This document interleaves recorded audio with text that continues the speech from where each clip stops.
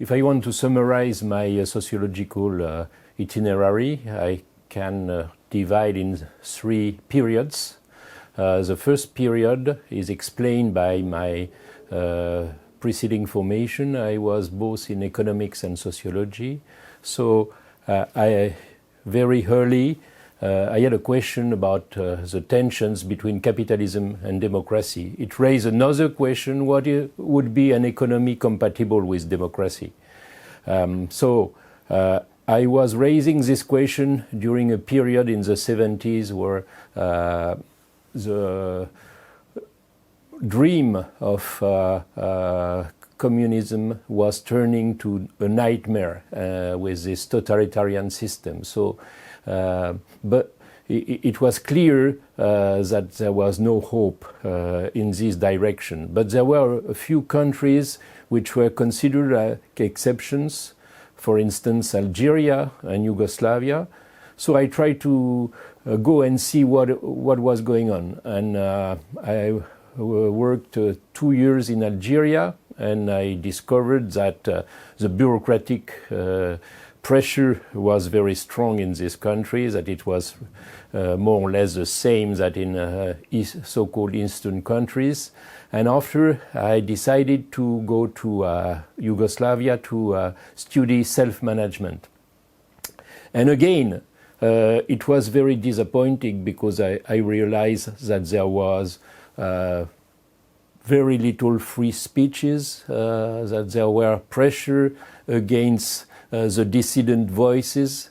So I realized a report about Yugoslavia, which was very critical, and some contributors were controlled by police, so I realized that it was also very difficult to not turn to deception about this. But I learned in this process at least 2 things. First, that I was beginning to work with a review, Autogestion, French review, based in Paris, and I realized how it's important to have spaces of mutual exchange with colleagues, and a review can be very favorable for it. And also I discovered how it's important to study the margins when you want to understand a system. I didn't study in Yugoslavia the official speeches and texts, but I tried to enter the self-management question through strikes, how there were strikes, how they were organized, also artistic collectives and other collectives who tried to do in another way.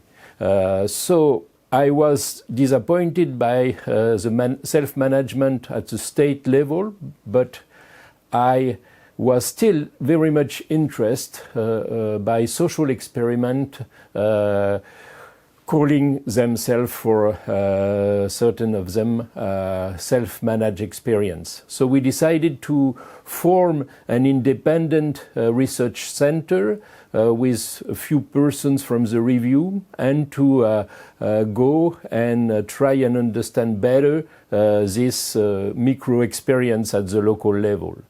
So it's the second step. During the 80s and the 90s, we realized hundreds of case studies, thousands of interviews to try and see what was going on, because there were plenty of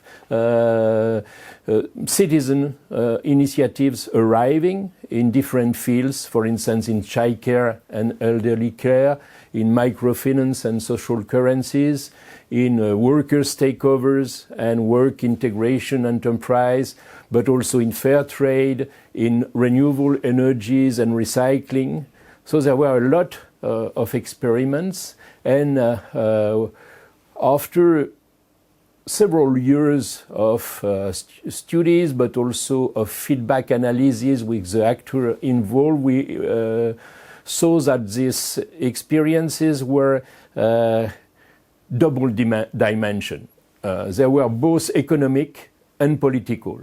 And finally, there were a mix between third sector or social economy one side and social movement another side. And finally there was an emptiness because there is a very specialized intellectual life around this multidimensional initiative. So we try to continue with an enlargement from France to Europe to see if these initiatives were also present in other countries. And we saw that finally with the third sector, non-profit organization, with a social economy, not-for-profit enterprise, there were experiences limited to organization. And we saw that when we are at the level of organization only, there is a process of institutional isomorphism or market isomorphism or state isomorphism, because you cannot change a system like an actor from a cooperative said. The cooperative wanted to change the market, but a lot of cooperatives were changed by the market. So we saw that behind the level of organization, there is another question: what is economy? And about this, we learned a lot from the so-called substantivist approach with the leading figure of Polanyi, because he opposed and they opposed formal economy, the orthodox economics, and substantive economy, which was coming from more anthropologic view and identifying not only one principle, the market as modern economy, but different economic principle, market, but also reciprocity, redistribution, householding.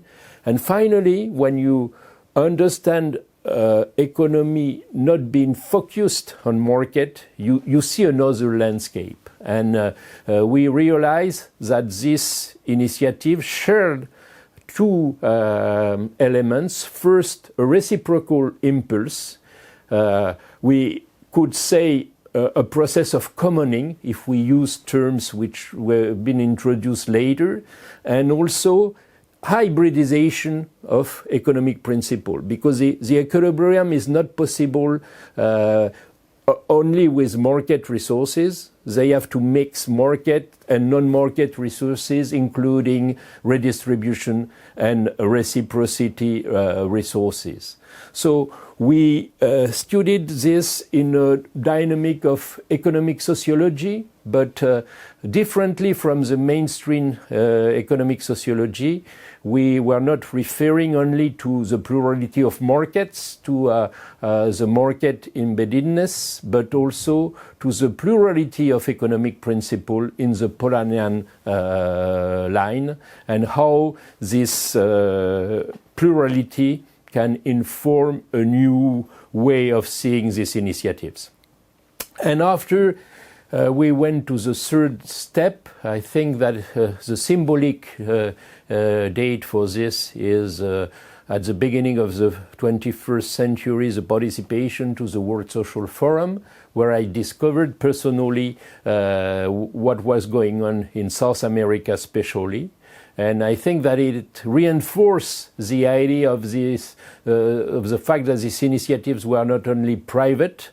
Of course, they were autonomous, but not only private, they had a public dimension, because they were against marketization of daily life, they were against inequalities, they were for a real ecological transition. So they had this public dimension. And I think that we had to take in account the concept introduced by Arendt, but also developed after by Habermas, of public space, because there was a dimension of public space inside this experiment. They didn't want only to provide services or goods, they wanted also to change the rules in a certain way.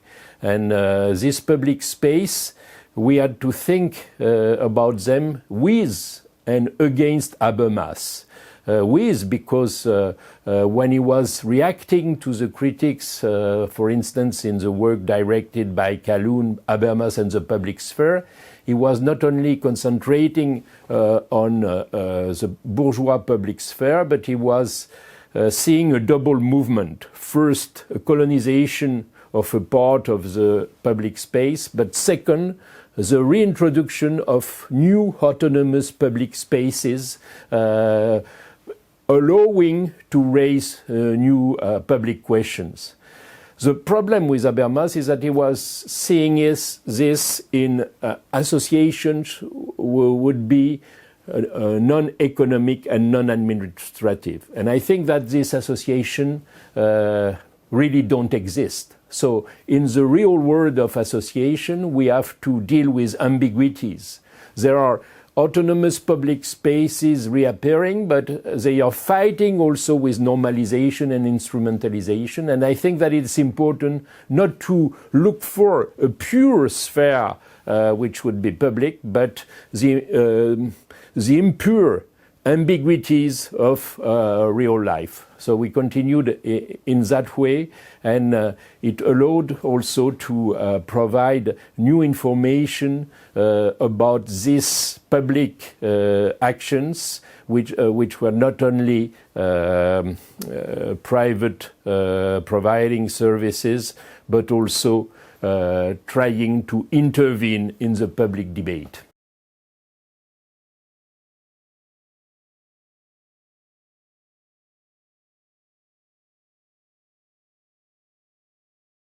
If I want to synthesize, I would say there are three key points. The first key point is how to describe, to refer to the terms employed by Latour. I think that it's very important to spend some time in order to see what is going on in the citizen initiatives and not to reduce them to some already existing framework. For instance, we have a debate with sociology of work, seeing these initiatives most of time like the produce of the state retreat, like a sub-public sector. And I think that of course, there is a part of the initiatives which is obliged to go in this direction, but it's not exact that the emergencies can be reduced to that. So I think that we must spend time. That's why we began by 2 or 3 years of research at the local level to see that these experiences are not only creation of small enterprises. They have this public dimension which creates also some problem, because the system of advice, of training is not recognizing this public dimension. So it's turning to the second point. I think that as researchers we have also to contribute to the formation of intermediate public spheres, because there is such a negative discrimination in the existing institutional framework against these initiatives that they have to pressure, to force, to influence the institutional framework. And it means that there are necessities of creating spaces where actors from civil society networks, actors from public authorities and researchers go together and try to solve the problems. That's, for instance, why we work with Barcelona to see what kind of new public policies are possible by a better attention to the local networks of solidarity economy, of commons. And I think that it's a new wave to go for public sociology, to try and see how researchers can also contribute to a dialogue, a debate between two areas which are very far from one another many times, the area of public authorities and the area of networks of civil society. And I think that the public action from tomorrow is not only a public action which comes from public authorities, but it has to be thought as a co-construction between civil society networks and public authorities. So this kind of public sociology, I think we have to exchange about it and to see what is possible. And the third idea, the third point is that in exploring the field of possibility with inside the neoliberal order, and to see that there is not only domination, but there are also some attempts of emancipation, it's important to have an international perspective. Because when we saw, for instance, what is solidarity economy, because we label these citizen initiatives with the same labels as Brazilian, for instance, we spoke also at the same period about solidarity economy. We saw that it's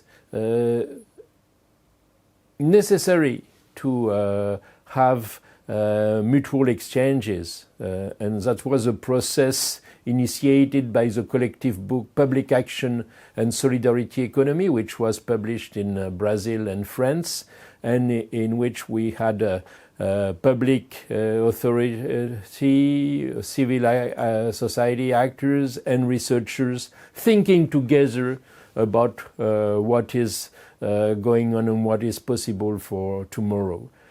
So I think that it's really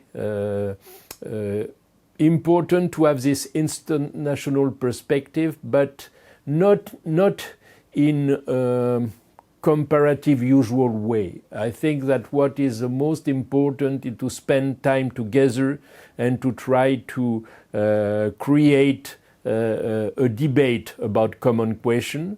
And that's why we try to accelerate through the writing of different collective books which have been published in South America and Europe. For instance, the Dictionary of the Other Economy. And we realized when we did it in different Latin languages that it was so difficult to translate it in English. So we had another book in English about the Human Economy, a Citizen Guide. So it shows how the problem of translation, how also problem of mutual understandings, and how solidarity, for instance, in Latin languages has not the same status as solidarity in English. And I think that these dissymmetries show also that we have to integrate what the epistemologies of the source are saying, that we have to think about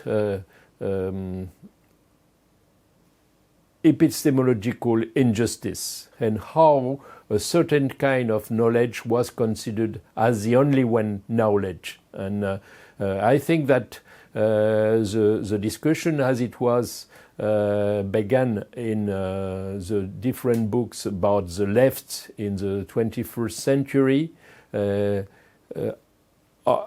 this contribution from the epistemology of the South help to understand that a part of the reality was invisibilized, and how this invisibilization, historical invisibilization of associations, for instance, is creating problem for the emergencies, and how it's necessary to have a sociology of absences and a sociology of emergencies to try and see better how it's possible to care about the emergencies and not to condemn them too early.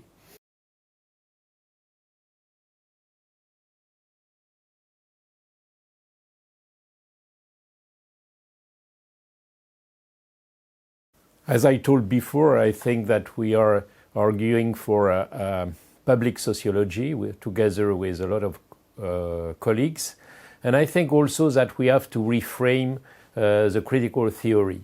Coming back to Marx, when he was introducing the idea of critical theory, he was thinking that it's necessary to criticize the social existing order because there is a perspective of emancipation. Then the critical theory was developed by the Frankfurt School and it was insisting on the fact that there was only work exploitation but also cultural alienation, and this trend was continued by critical sociology with Bourdieu in France, for instance, insisting on the importance of domination, reproduction of the social order with unconscious determination by the habitus, with the illusions of the common sense.